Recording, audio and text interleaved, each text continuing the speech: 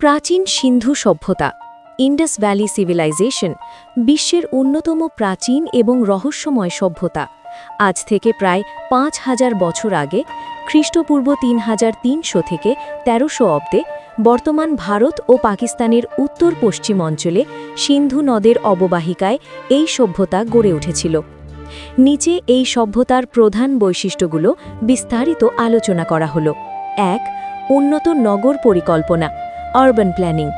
সিন্ধু সভ্যতার সবচেয়ে বিস্ময়কর দিক হল এর সুপরিকল্পিত শহর, বিশেষ করে হরপ্পা এবং মহেঞ্জোদারো শহর দুটি দেখে আধুনিক স্থপতিরাও অবাক হন।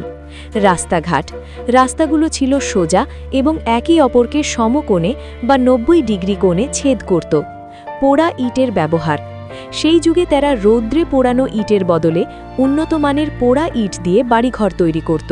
দুর্গ সিটাডেল, শহরের পশ্চিম দিকে একটি উঁচু ঢিবি বা দুর্গ থাকত, যেখানে সম্ভবত শাসক গোষ্ঠী বা পুরোহিতরা থাকতেন। ২. পয় নিষ্কাশন ব্যবস্থা ড্রেনেজ সিস্টেম। সিন্ধু সভ্যতার নর্দমা ব্যবস্থা ছিল সমসাময়িক যে কোনো সভ্যতার চেয়ে উন্নত। প্রতিটি বাড়ির ময়লা জল বড় নর্দমায় পড়ার ব্যবস্থা ছিল। নর্দমাগুলো ঢাকা থাকত এবং নির্দিষ্ট দূরত্বে পরিষ্কার করার জন্য ম্যানহোল ছিল, যা আজকের যুগের ব্যবস্থার মতো।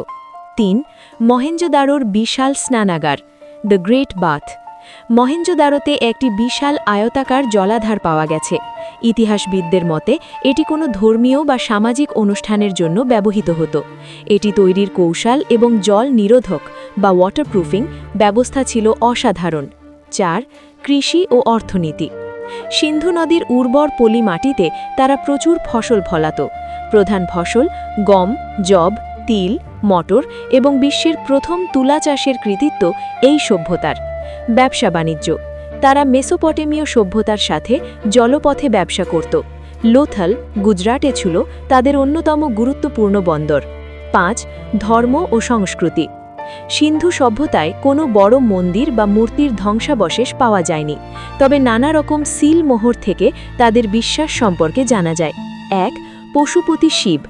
একটি সিল মোহরে ৩ মুখ বিশিষ্ট এক যোগী মূর্তিকে বনের পশুদের পরিবেষ্টিত অবস্থায় দেখা যায়, যাকে আদি শিব বা পশুপতি বলা হয়। ২. মাতৃপূজা।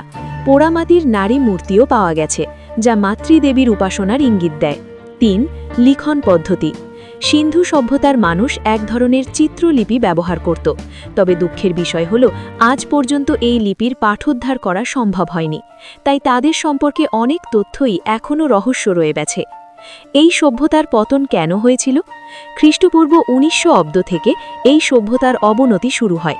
পতনের সম্ভাব্য কারণগুলো হল জলবায়ু পরিবর্তন, সিন্ধু নদ গতিপথ পরিবর্তন করায় বা নদী শুকিয়ে যাওয়ায় কৃষি ব্যবস্থা ধ্বংস হয়। ২. ভয়াবহ বন্যা। মহেঞ্জোদারোতে বারবার বন্যার চিহ্ন পাওয়া গেছে। ৩. বহিরাগত আক্রমণ।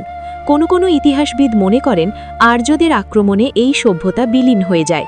মজার তথ্য, মহেঞ্জোদারো কথার অর্থ হল মৃতের স্তূপ, মাউন্ড অফ দ্য ডেড।